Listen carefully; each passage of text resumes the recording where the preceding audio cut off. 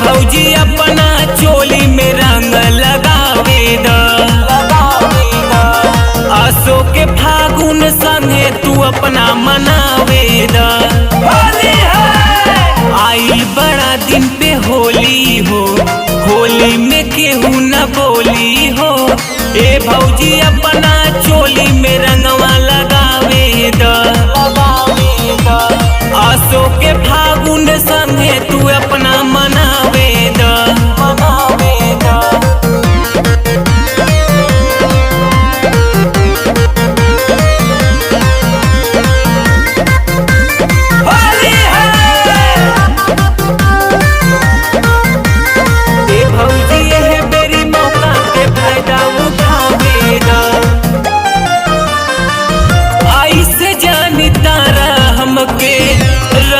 केतनो बची के बिना रंगले मान बनाही आइल बानी सधी के। ए भौजी सुना हो, ऐसे जानी तारा हमके रहबू केतनो बची के बिना रंगले मान बनाही आइल बानी सधी के।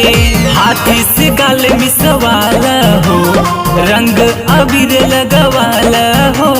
ए भौजी है बेरी मौका के फायदा उठावे द। आसो के फागुन संगही तू अपना मनावे द। ए भौजी है बेरी मौका के फायदा उठावे द। आसो के फागुन संगे तू अपना मनावे द।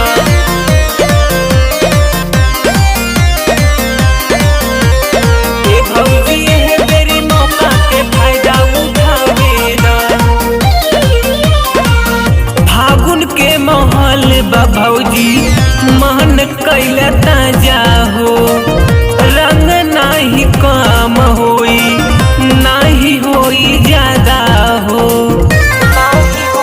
ए भौजी बुझलू का हो, फागुन के माहौल बा भौजी मन कैला ताजा हो, रंग नाही कम होई होई नाही ज्यादा हो।